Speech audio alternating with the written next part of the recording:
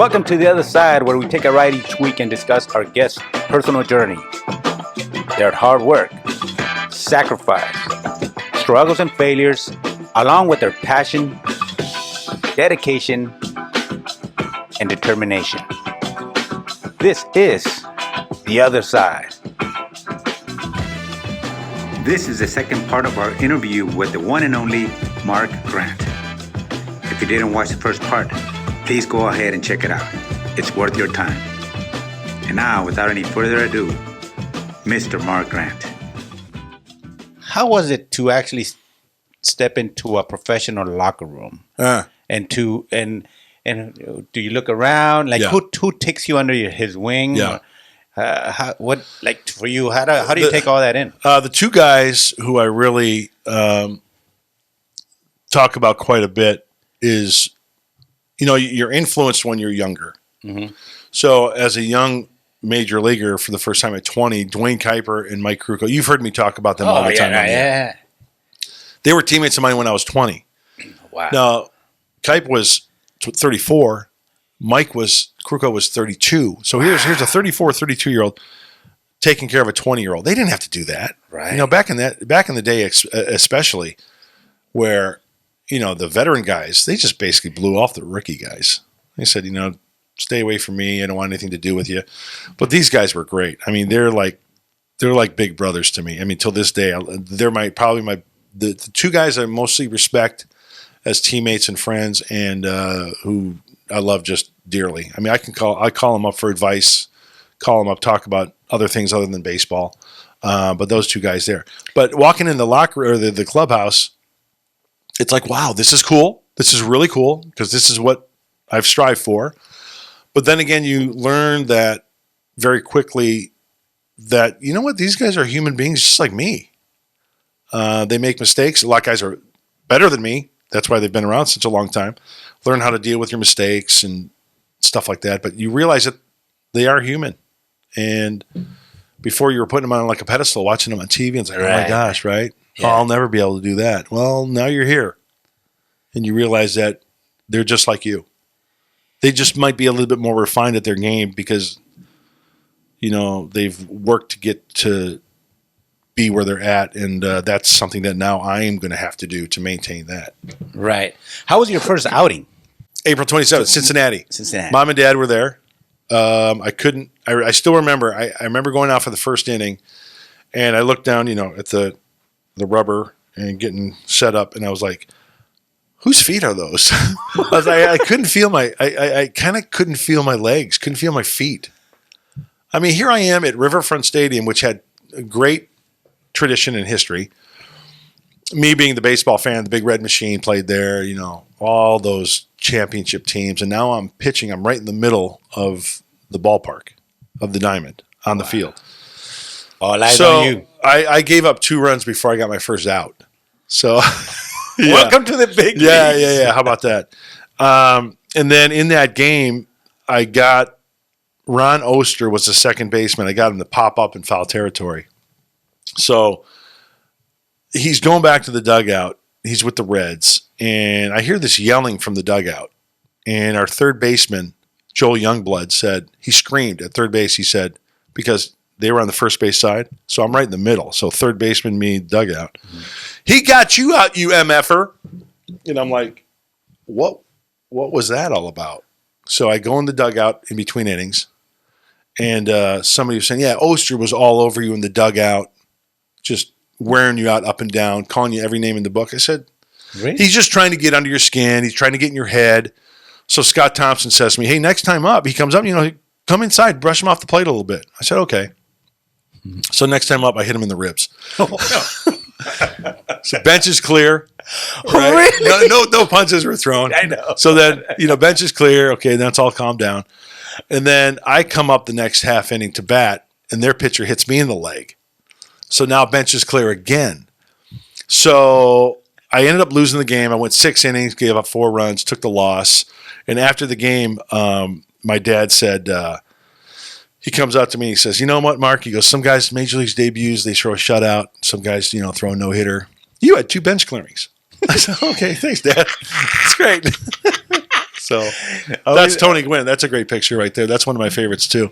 My man, Tony. Yeah, that was taken at Candlestick Park in the visitors' dugout as Padres. You remember when you met Tony? First time Wrigley Field, I got traded from the Giants to the Padres, July 4th, 1987. And I was in the clubhouse, and he came up to me, "Hey, Mark, Tony Gwynn, nice to meet you. Welcome to the club." And that was basically it. So before then, like with the Giants and playing Padres, you never actually met? Never met Tony prior to that. Wow. Heard about him. Right. But never met him. And I was very, very lucky that I never had to pitch to him again because he was on my team. But then I pitched against him when I was with the Braves in 1990, he hit a triple off me. So career, Tony was 1 for 3, which is 333, which puts you in the Hall of Fame. Tony Gwynn's in the Hall of Fame. So now you know what? It's so sad. I was so lucky. I tell people to he worked with us and he would. Did you meet Tony? Absolutely. Yeah, in the booth. He that's remember right. with the Channel 4 days. Yeah. Such a gentleman. Always had time. Tony's great. Always willing to sign an autograph and always had a smile and such a gentleman. To me, I was like so sad when he passed away. Oh yeah. The thing about Tony that I think about the later days when he was really going through some tough times physically is that it just goes to show you the attitude that he had and the strength that he had because he went through a lot with the cancer. He never complained. Never, ever. I mean, and he was in bad shape. Yeah. Never once did I ever hear him complain or say something that was like, woe is me. He never, ever. Yeah. And that's one thing I always respected about Tony. Nah, man. And I tell people, if you do a little bit of research and just run his numbers. Oh, my gosh. It is incredible what he did. It is incredible. Nowadays, people punch out left and right. That guy took pride. There's a list, and I'm omitting a couple pictures, but like Smoltz, Glavine, Maddox, Martinez. There might be one other guy. Tony had 0 strikeouts against those guys. Jesus. I mean, it's crazy. And there's another whacked out stat that said you can omit 1,500 hits. I'm throwing an obscure number or a rounded number. You can take off 1,500 hits off the career hits of Tony Gwynn, and he would still be a 300 career hitter. Yeah. No, man, I saw this list, and it was just mind-blowing. But, again, that's the player. To me, he blew me away the way he was. Tony did a lot of things under the radar that a lot of people don't know about helping families and kids and stuff like that. He and his wife, Alicia, that went unnoticed and not like publicized. Yeah, and he liked it that way. He did. He most certainly did. Yeah. Yeah. So, wow, man. Now, to be able to... Look at this guy. That's trouble right there. That was taken in my grandmother's backyard back when I was about, was that 2 or 3 maybe? 4? I don't know. At least 4 there. I'm bad. Is it Chris 4? I don't know. Just the size there, I'm going to assume you were 4. Yeah. Hey. I might have been born just then. Who knows? I don't know. Talk about that picture. I'm very... we all are very proud of where we grew up, and I'm proud to be from Joliet because it's a cool city. A lot has happened there. Just go ahead and describe it. So this is taken outside the prison on Collins Street in Joliet, where the locals called it the Collins Street Prison, but it's the Joliet Penitentiary, and that is the gate that that Jake Blues came out when Elwood pulled up in the cop car to get him out in the beginning of the movie. Your own brother gets out of prison, and you pick him up in a cop car.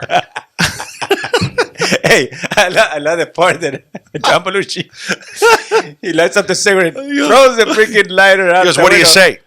Keep the Bluesmobile? Get the cigarette lighter fixed. Right? Yeah. By the way, Blues Brothers could be, and I feel very safe at saying this, pound for pound, could be one of the greatest movies ever made. And the reason why I say this, the storyline, the singing, the dancing, the cast, Have you seen the cast of the Blues Brothers? Oh. Aretha Franklin, Aretha. Cab Calloway, Ray Charles, Princess Leia. What's that? Carrie Fisher. Carrie Fisher. I mean, the funniness of it, and James Brown. James Brown. That's Come right. on, do you see the light? Remember? It's just an all-around great movie. It is great. I loved it. You know, I told you that I spent my summers in Stockton. So my uncles are like 10, 8, 10, 12 years older than me. So back in the 70s, that's why I have all that influence, because I would ride with them in their cars and watch movies, listen to music. And so sure enough, I got exposed to the Blues Brothers when I was really young. A lot of the stuff, I didn't even know like certain jokes and stuff like that. But overall, I was blown away by it. It was fun. The mall scene. Remember in the beginning when they're getting chased? They're going through the mall, just tearing it up. I forgot. You could look it up on Google where that mall was, but they were in the process. It was going to be torn down, so they went through the mall there. But some of the great lines there, the sleeper lines. You know, they're getting chased by cops.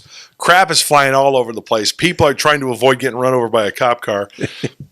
And all of a sudden, Jake says, "Hey, look, disco pants and haircuts. There's Pair 1 Imports. Hey, the new Oldsmobiles are out early this year." Is that hilarious? It's a classic. It's oh man, it's so funny. What's your favorite movie of all time? For instance, The Shawshank Redemption. Oh, It's such a great movie, but because I appreciate everything. I appreciate. is Morgan Freeman not the best? And Tim Robbins. But go ahead. Go ahead. No, because I absolutely love for me stories first, but then the acting, the editing, the music, the everything. But like that movie, the posters, how they use the posters as a time. All these little things. I'll bet she's in on it too. This little fuzzy britches. And he throws the and then goes through the poster. Isn't that unbelievable? Oh, it's amazing. So I got favorite movies. Pulp Fictions were way up there. Oh yeah, because Pulp Fiction you can at any point of the movie you can watch it, and I always tell people that movie, Quentin Tarantino is out of his mind. That movie you can watch at any point, and it's just nothing but one-liners. If you break it down, it's just people saying crazy things, but it's just funny, man. Everything's, and that that's not your regular, beginning, middle, and end, and all that. That's all over the place. But if you break it down, I love Pulp Fiction. Time to wake up the Gimp. Gimp's asleep. Guess we'll just have to wake him up. Right here. Yeah. Zed's dead, baby. Whose motorcycle is this? It's not a motorcycle, baby. It's a chopper. Whose chopper is this? It's Zed's. Who's Zed? Zed's dead, baby. One of my favorite parts is when Travolta and Bruce Willis at the bar, and they're talking. And I know it. You heard me punch you. Pack of red apples. And then what does he say? What does he say? I just know that Bruce Willis is a fighter and he's a badass. Yeah. And this guy just called him punchy. And he looks at him like any other cat, he was going to punch it right. All right. But then, my man in Amsterdam. Right. So Marcellus Wallace calls him. So like, Bruce Willis kind of like, right. This connected. So I can't, his hands off. But the face that Bruce Willis makes when they call him punchy. What did you say to me? You heard me, pal. Every part of that movie is it's unbelievable. Insane. It's great. Even, anyways, but I love movies. I was going to ask you, you have this crazy memory about movie lines, names, music, but do you realize that sometimes because we're in the booth and when something comes up, it's like useless information, right? Which, I mean, I love pop culture, especially from the 70s and 80s, because that's when I grew up, right? And that's when I lived, in high school and pro ball and whatever. But some people retain certain things. I'm sure, have a lot of things that you are fascinating at telling people. And I would probably say, boy, Carlos, that's really awesome. Or Chris might be doing something that's out of my realm of sophistication to think, wow, that's really, really cool. But there's just something about movies, music that I really admire and really think is just cool. Well, we all do. But the thing with you is like, you can say a line, like almost from the script, like Right. a movie line. Yeah. And Shows you what I've done with my time, right?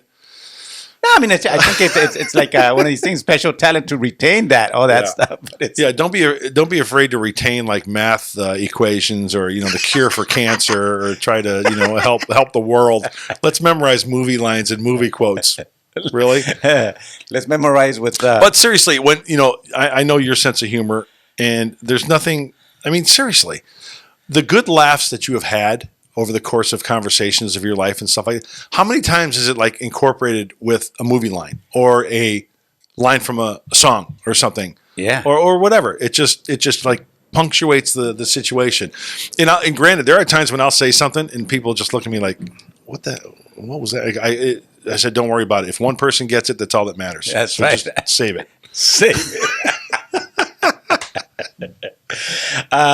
So were you like that since did you do that in the locker room with your Oh friends? yeah. Oh sure.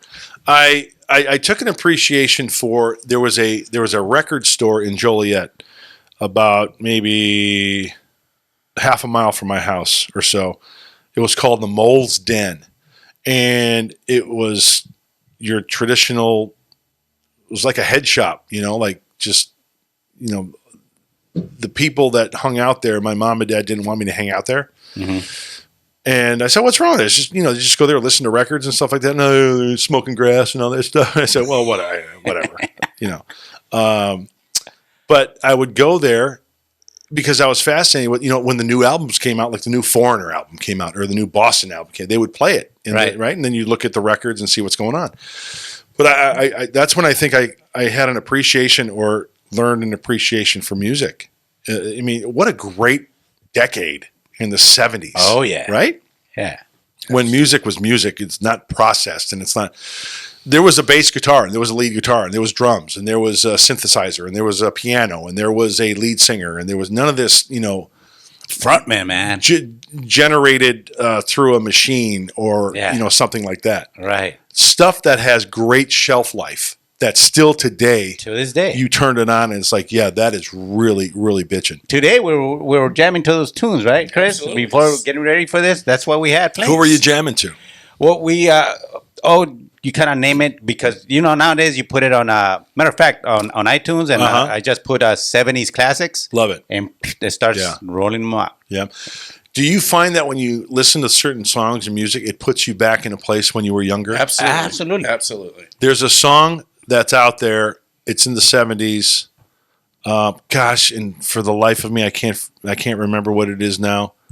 But every time I hear that song, I'm in the basement during a tornado in Joliet because we had the radio down there and we were listening to a station, whatever. And there's this song that came on while the winds were in our house was rattling. Wow. We're in the basement waiting for the tornado to pass. Uh-huh. And every time I hear this song, it reminds me of being in the basement. Well, that's the beauty about music or food, a taste you have, or a smell. It takes you right back, and it's amazing how that happens. But I got certain things like, for instance, there's my dad used to have like a '76 Dodge Demon. Remember those? Oh, sure. With the little devil in the yeah, with the pitchfork. Yeah, exactly. Diablo. El Diablo. So, anyways, he used to buy these little perfumes, like for cars. Oh, yeah. It was like a glass container with just like a little drop. No, it was like a little glass container. But you would just put a little drop somewhere. No, he would open it and it had like a little filter. Oh. And it had like one of these hooks for like pens, Sure. So he would just put it almost by his feet, and it had a glass, and it was made out of glass, and it had a yellow label, and it had this particular scent. And I've been searching for that I found it a couple of times along the way, and I would smell. That's my my dad's Dodge Demon back in the day. And we used to ride in it and stuff. But it's just funny, like a smell takes you back. It's like every time I smell a fart, I think of meeting you for the first time in the booth when you just let one rip. I think of Carlos. Oh, Carlos. Rice and beans. Arroz. Frijoles. Aftershave. My dad's aftershave. He used Aftra by Menon. Remember that stuff? Oh, yeah. In the little plastic bottle. It was aftershave. Wow. Just thinking of that now, I can kind of like smell it. Really? Yeah. Did you the first time you shaved? Did you do the Home Alone thing? I can't remember. That's the first time I shaved. I tried to go the electric razor route. Nothing like a blade, though. Right? What do you use? A blade? Shit, Straight, like the old days. I just use some gum, bro. Just like one here, one over here. I need to shave. I don't shave, bro. Look at this thing. Look at my arms. Look. You're hairless. Pelon. Almost. No, pelon is like Pelon. yeah, like your pelon. Well, you know what? Here's something that I haven't done, and you know where I'm going with this through the years since I've known you. Remember, didn't we have like a word of the day for a while there in the booth? Remember Spanish? Yes. You would teach me a Spanish word of the day, or a phrase. And I, you know what? If I could snap my fingers, there'd be two things. Snap my fingers, and two things happen: play an instrument. Yes, Let's just pick up a guitar and play like Clapton, right? Or play the piano like Billy Joel, or whatever. Or I wish I was bilingual if I could speak Spanish. Gosh, that would be so cool. Oh, can you imagine? We talked about this. Can you imagine we go to Mexico and we start rapping? Ordering food. Hey, cabrón, pásame dos tacos con todo. No, cabrón, sin chile. Te dije que sin chile. But I think it's a beautiful language, and shame on me for not taking. It's like my mom said, do the journal every day. Shame on me for not taking the step to become bilingual, because playing in winter ball, playing in the minor leagues, I played with a lot of guys from the Dominican, from Puerto Rico, from South America, Mexico, and it's like, those guys could have been my teachers for free. Yeah, for free. You know, and learn the language and learn the dialect and carry on conversations. I think that's so cool. You know, actually, Sweeney has some stories Cállate, cabrón. Cállate, cabrón. I got to teach you the good ones so you can get like free tacos and stuff. No, but you're right. Like I was going to say, Sweeney has some stories about him playing winter ball down there. And, he learned a couple of things just to survive. Sure. You got to learn like cervezas. Oh, well, that's a given, yeah. And baño. Real baño, quick story. A buddy of mine told me a story. He was with the Angels. This is when I played with him in AAA, but he was in rookie ball. And he, in the minor leagues, low minor leagues, back in the day, everybody kind of traveled in packs because everybody, they traveled together. You were a team, right? And he is bilingual. He was bilingual. In fact, he's no longer with us. And gosh, I just think about him. And his name was Ricky Adams. Played for the Angels in the big leagues, shortstops a little bit, and then he played in the minor leagues with me. So anyway, he told me this story. He was out somewhere back in the day when guys wore Walkmans, right? Remember the Walkmans? Yeah, that's right? Sony. Come on, man. So, excuse me. So he's with some players, friends, a few who are Latino who speak no English. So they go to Radio Shack. He needs batteries for his Walkman. So the kid goes up to the guy and he points to the he takes off the thing where the batteries go and he points to the guy, meaning batteries. I need batteries. And the guy looks at him, he goes, double A? He goes, no, me rookie ball. Because he said double A, he thought double A baseball? No, double A, no, I'm rookie ball. No, me rookie ball. No. So funny. Oh, man, it'd be outstanding if you could. Can you imagine? You and I just chatting in Spanish and Donald's over there just like, what the hell, man? Well, that'd be the fun part. Yeah. Because you're just throwing the guy under the bus. And that's the thing I told you the other day. Like if you or I were together somewhere and people like in an elevator, they don't know, like we know one another. And then you start talking to them and say, hey, look at this clown over here, right? In Spanish, right? Like for about 2 or 3 minutes. And then we're about to get off. And then I just rattle off in Spanish and just throw those guys there. Pues la chingada, ya los escuché, cabrón. Oh man. Hey, so when you started, when you were playing, and you said you go out and stuff, like who you guys do actually hang out and Yeah. as friends, and because I mean it's a grind. It is a grind, yeah. You know, You talk about like now or when I was playing? no, when you were playing. It was different times back then because, like I said, nobody had these. Yeah. We didn't have internet on the planes. We would play. I wasn't much of a card player, although there was a year or two where I kind of we had a blackjack game going. I would play because it's more fast paced, more moving, and I don't have the mental capacity. I'll admit it to maintain the focus of a game of hearts or whatever. You know, blackjack kind of moves along and whatever.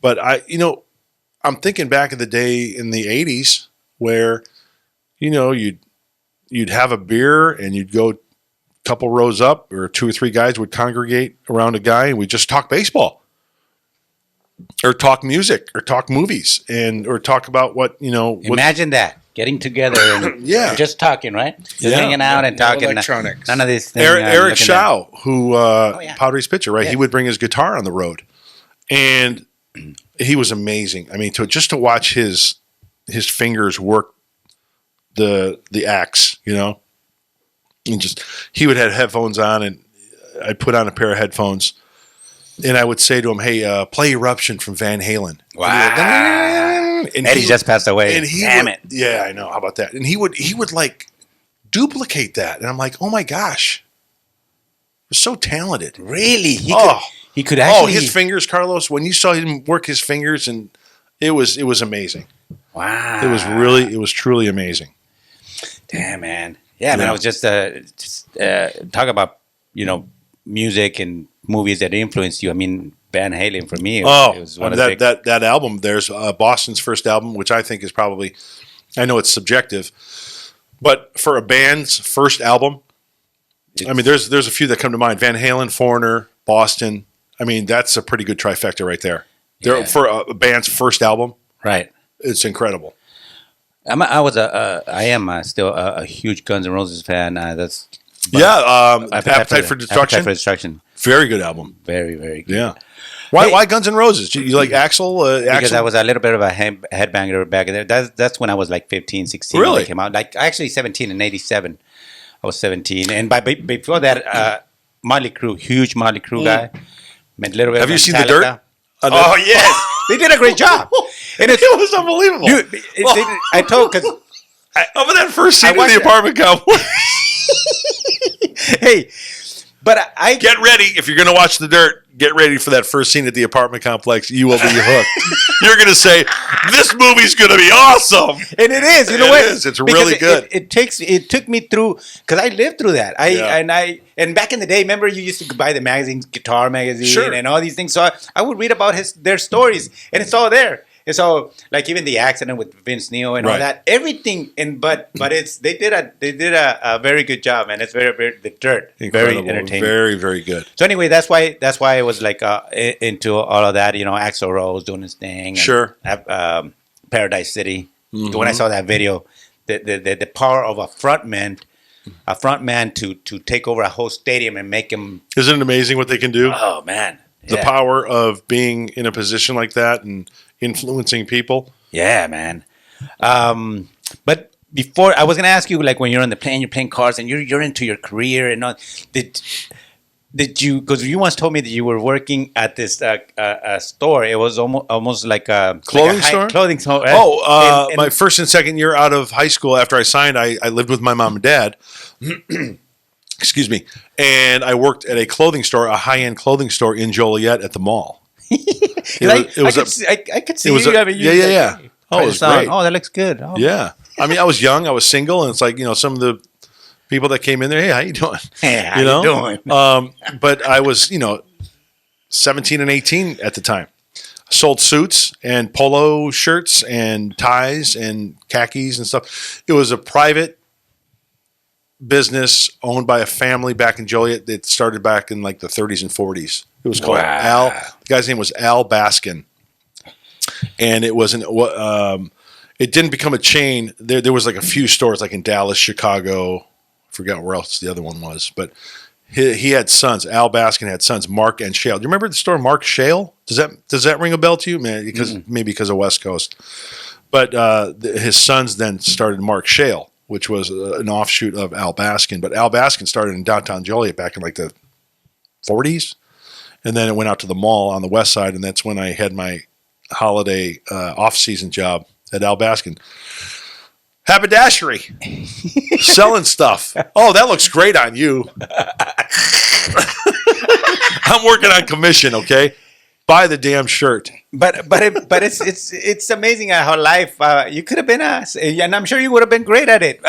It's fun meeting people and finding out what their tastes are and stuff like that. And I know to this day, you take pride when you're in front of the camera and you suit up the pocket square. Yeah, and did you learn? Yeah, I learned a lot of fashion.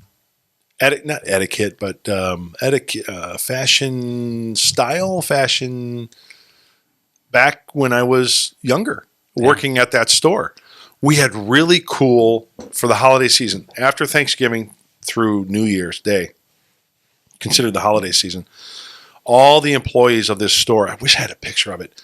It was a red plaid jacket, and it was. I mean, you could wear nice charcoal gray pants with it. You could wear black pants with it. You could wear blue. I mean, it just went with everything. And it was like a red plaid, and it was really cool. And the joke was, if a customer came in and they said, "Oh, I need to return this shirt."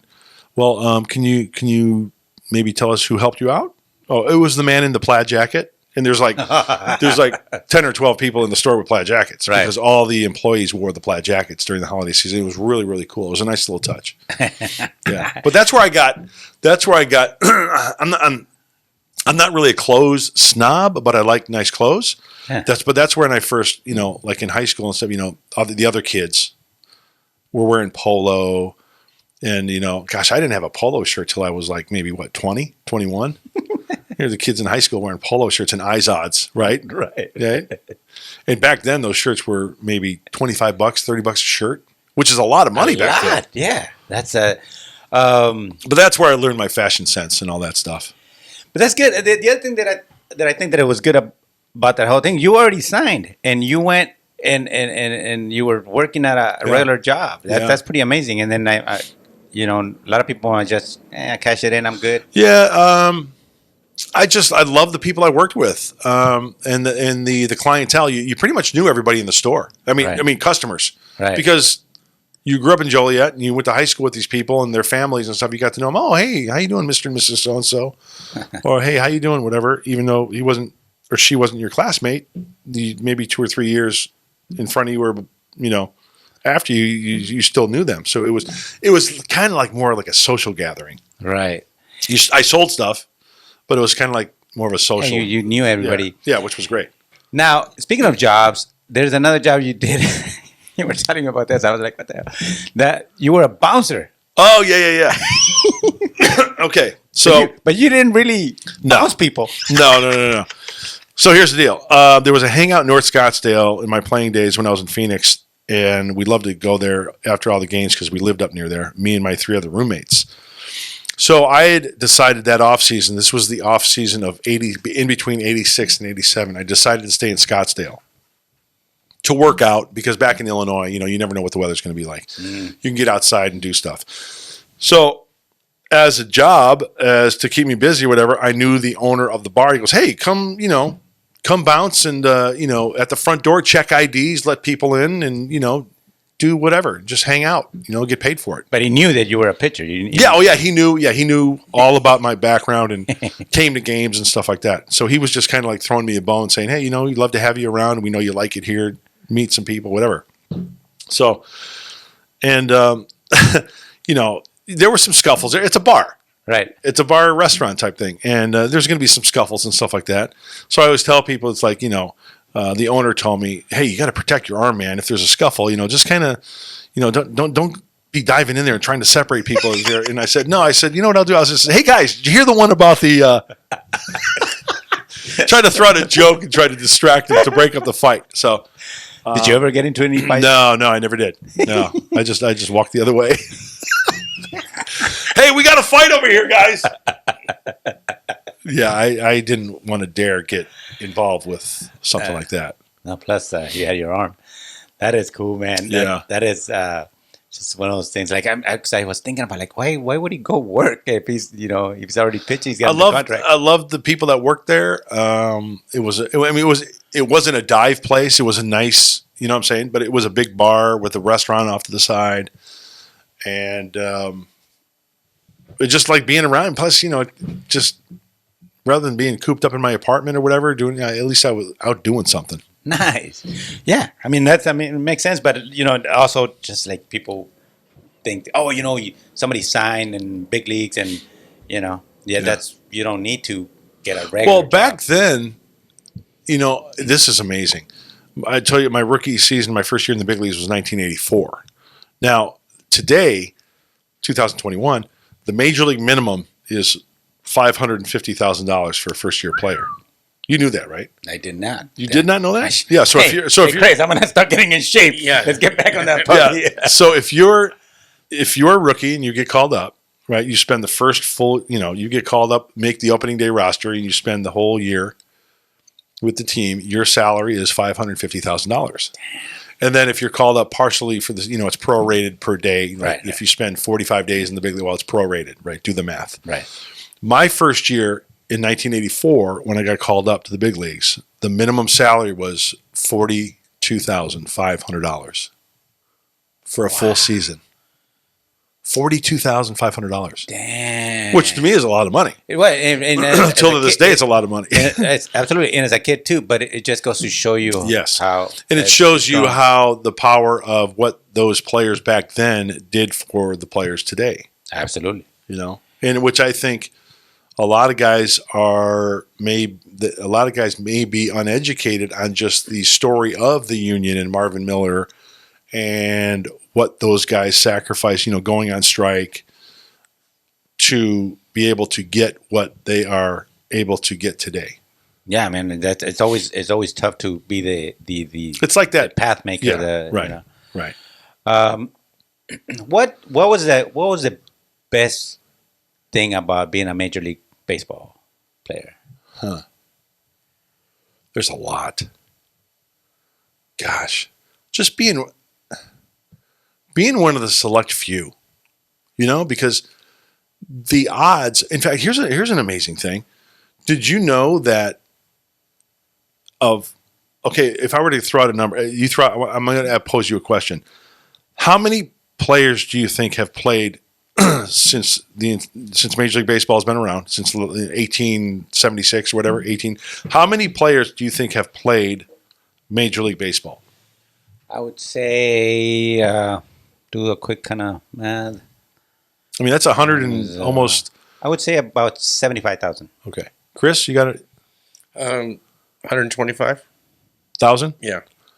Do you know that there has been fewer than 20,000 players to play at the big leagues? Really? In the big leagues, yes. Wow. If you go, here's a little thing you can do.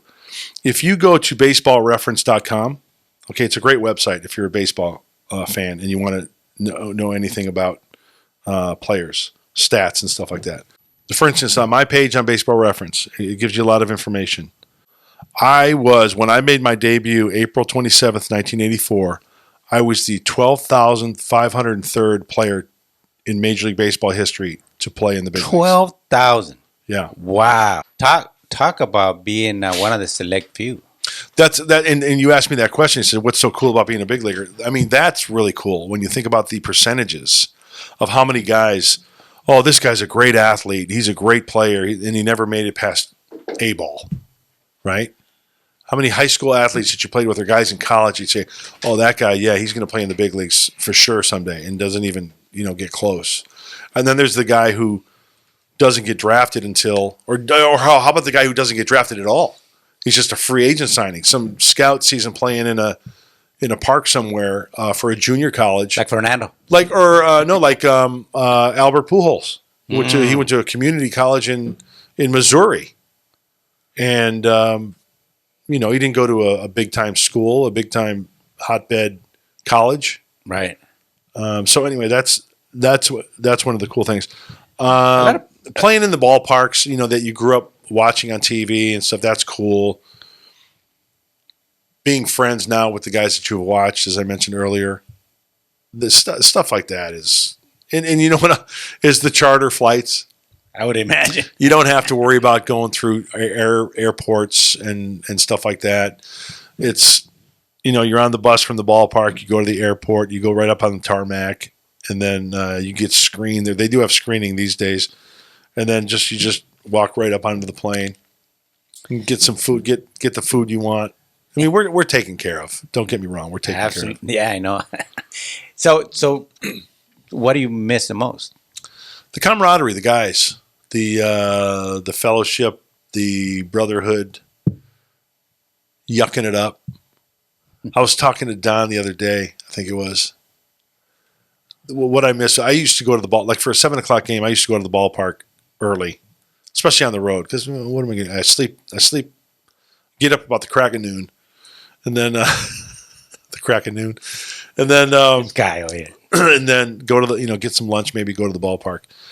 There's nothing better than going in the clubhouse, getting undressed, getting my shorts on, getting my flip flops on, and a t-shirt, and just getting a cup of coffee and just hanging out, being a social butterfly, going and talking to some guys, or sitting on the couch watching TV or something like that, and just chilling.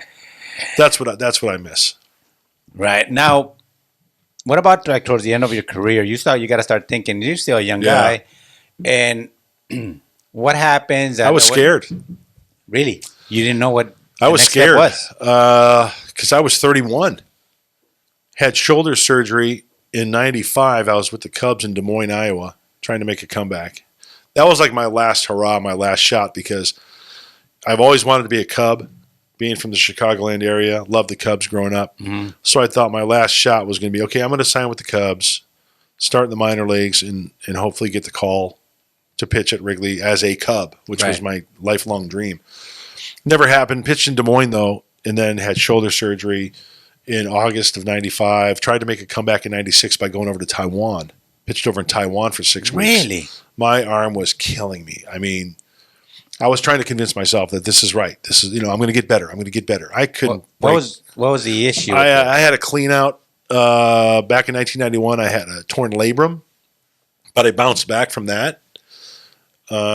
Pitched 2 more years, and then in '95 had the surgery again, like a little clean out. Just instability in the shoulder, without getting into much detail. It's just right. It's not stable in there, and a lot of bouncing around. Therefore, it causes pain. So I go to Taiwan, try to pitch, and I told the team, I said, I'm not doing myself any good or the team any good. You can just send me home. So I came home, and I still remember to this day landing at Lindbergh. Mary picks me up. I've got an 18-year-old son in the front seat, or in the back seat in a baby chair, and I'm in the front seat. And he looks at me and goes, Daddy, because I haven't seen him in like 8 weeks. And then Mary, and I'm thinking to myself, holy smokes, what am I going to do now? I've got a wife and a child. I've got no job. I'm done with baseball. What the heck am I going to do? So prior to that, when I was trying to make the comeback with the Cubs, I signed. I worked at KFMB here in town, right. The radio station. Yeah. Cliff Albert was the station manager, and he called me. This was back before, in between 1994, because I sat out that year with an elbow injury. And he said, hey, we're having like a news magazine type show for a couple hours. We got sports at 15 and 45 on the hour. Do you want to give it a go? And I said, sure. Oh, and by the way, guess whose job it was that I got? The guy got fired and I took his job. Guess who it was? Mike Trussell. What? Mike? Yeah. The statistician Mike Trussell? Yeah. And that was the joke, because now Mike was our statistician for years at Channel 4. So anyway, so that was the joke between me and Mike. He goes, oh yeah, you hot shot coming in. I got fired and you got my job. So anyway, so I had a little bit of radio background, but I still wanted to make a comeback. So after I was done playing, I started making phone calls, and the Padres were televising some games on Prime. Do you remember Prime? Yeah, but they were doing only like 30 games, 30, 40 games, but they were having a revolving chair in the color analyst chair. They were having different guys come in. So I called Bill Adams. He was the broadcast director for the Padres, and I said, hey, told him my story, and he said, well, let me get back to you. And I was like, nothing's going to come. So he called me back. He said, hey, we got 3 games against Houston in September or August, whatever it was. Do you want to do those games? I said, sure. So I did 3 games, and then 3 turned into 6, and then 6 turned into 12. And then that off season is when Larry Lucchino and the people from the Padres negotiated with Channel 4, Cox, to be the rights holder. Right. So now it's going to be Channel 4 San Diego, Cox Communications. So then I had to re-interview with Dan Novak, who's a dear friend of mine. And I didn't know Dan before the fact, but I had a resume tape put together, sent it to him. He called me in, sat down, and said, we'd like to maybe do 50 games or so. Rick Sutcliffe did the majority of the games, and then I did 50 of the games, and then 26 seasons later, I'm still here. Isn't it amazing? It is amazing how things I know happen, man. Because, Carlos, because you know how athletes are, they think, first of all, you think you're invincible, and you think you can always come back. Right. If I elect to try to make another comeback after my surgery, after being in Des Moines and going to Taiwan, and say, I'm going to give it one more go, because I was only 31. Right. If I try to make a comeback and I eventually sign with a team, I mean, that's just going to prolong my career maybe another year and a half, 2 years. Right. And the opportunity for the TV thing maybe doesn't come up. Maybe. They fill that chair, and somebody else is sitting there for 20 plus years. And so you never know. You never know. Right? So and now I'm sitting here on the other side with Carlos Castro. And Chris. I'm here. I'm in the background. He's the hardest working guy ever. He's spinning the dials and keeping everything. But it is amazing, man. And it's like, what a great run. It's been a great run. It really has. I mean, meeting people like you and Chris and people in the booth, and it's the people behind the scenes that it's like Eric, right? Eric and Disco Dave. Who else is in that boat? Sheila, Biff. I mean, the grief that we cause one another, isn't it the best? Yes. If people only knew, like we said at the start, if people only knew. And it's all in good fun, obviously. Yeah, man. But it's some serious chuckles and some serious laughs, man. No, man, It's what keeps you sane. Yeah, absolutely. But dude, I value every single day with you guys, because it's I miss you when you're not there. And we give you a hard time when you're on the board. Remember? Yeah, because it's like, okay, Disco's the number one guy, right? Yeah. Is that the right way of putting it? I don't want to demote anyone. No, yes. And then Carlos, you're in our. I'm the candidate. All right.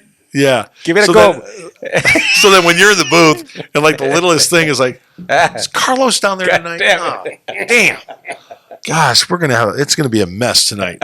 Audio's gonna be all out of whack. And there goes the Emmy. Well, listen, man. I love you, man. I love you too. Thank you so much for doing this. You're welcome. It took a little bit of time, but no worries. Well worth the wait, man. Chris, always good seeing you. Oh, of course, and great to see you, and great to have you on and hear all the stories. Thank you. You're gonna see him a bunch of times. He'll be like just in your lighting and your camera. Always. This year's been a crazy year. Yeah. You know what though? I know we kind of give you guys a hard time always coming in and adjusting, but you want to get it right. Correct? We want to make you guys look as good as and that's the thing. People don't. There are people behind the scenes that really matter. Anybody can do what I do. Anybody. I don't know about that. I don't know about that. But no, it's thank you for having me. And I know I've been looking forward to this. And it's a nice little setup you got here. This is great. Yeah, man. This is awesome. Oh, well, thank you. Thank you for coming in, man. We really appreciate your time. And hey, man, all the best. All the best to you and your family. Hopefully our relationship goes another 20, 25 years. And I wouldn't mind it, man, because it's been a blast. Absolutely. You can buy me lunch next time. Well, we want to thank everybody for listening in today. And if you would just take a moment and hit that subscribe button and ring that bell, that'll get you lined up for our subscription. You'll get all these great shows and content. So continue to support us here at the other side. And again, Mark, we appreciate your time and efforts, and look forward to having you back maybe sooner than later. Thank you very much. Thank you. Thanks everybody for listening. Thanks for watching. My hermano. Hermano. Hermano. Te amo. We'll see you next time on the other side.